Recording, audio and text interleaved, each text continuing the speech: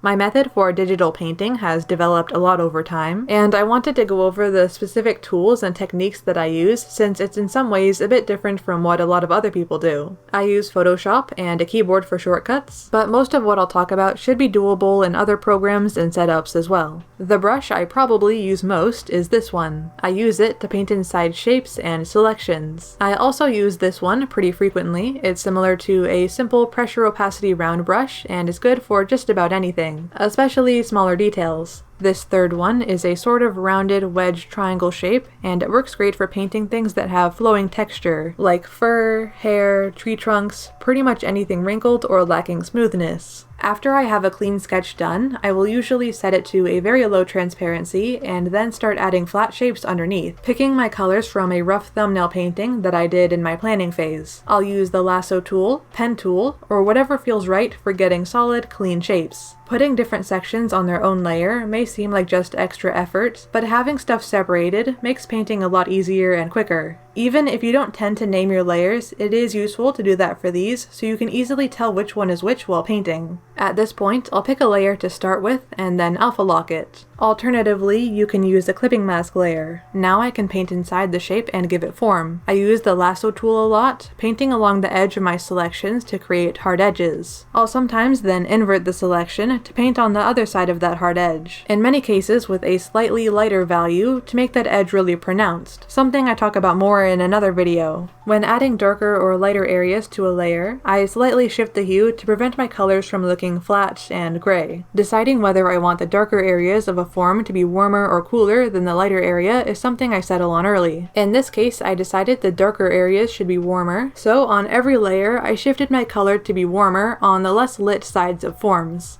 I also like the look of really prominent ambient occlusion, adding these dark nooks and crannies. By the way, I'm using a Photoshop plugin for recording some of these time-lapses that I was sent to try and have found really handy, so I'll have that linked below for anyone who might be interested. For some things, usually hard surface objects, instead of starting with one of my pressure opacity brushes that I've been using for painting up to this point, I'll use a hard brush without any opacity. By slightly switching up the color as you paint, you can end up with this patchy texture look. After putting these solid colors down, an optional subtle gradient can be painted on top with a regular painting brush, giving everything a bit more unity. Not sure how many other programs have this sort of thing, but I'll sometimes select all areas with certain colors by using color range, and then paint inside those selections. It's not necessary, but it is handy to be able to switch between your hard brush and regular painting brush with shortcuts if possible. What I do in Photoshop is use the mixer brush with these settings for my solid hard brush since I don't tend to use it for much else. At this stage, you may have painted both your shadow and light areas in the same layers, but you can also take a different approach. One option is to start with your character entirely in shadow, like I have for this example, and then, on one or multiple clipping mask layers, paint in the light areas. This will be easiest if the light doesn't hit too much of the subject, like a rim light. I put all of the layers for this character into a folder, and then made a clipping mask layer clipping into the folder for my rim light. For the second option, starting with the subject entirely in light, you could do the same thing, but then add a shadow layer clipping into everything. In this case, the multiply blending mode would work well. Also, by now I'll have removed the sketch layer entirely since it has served its purpose and isn't needed anymore. This process of painting is something I use only for the main subject or subjects in an illustration. For backgrounds and less significant areas, I paint much looser and without as many layers. This is where I especially like to use my wedge brush since it can make nice brushy shapes quickly. Rather than go through all of my layers and add detail to each, I'll make a new layer above everything else and just start adding these final touches there. For this, I'll switch from the first rectangular shaped brush to a brush that has more precision, like this roundish one. I also add some lines at this stage because I like the look of that.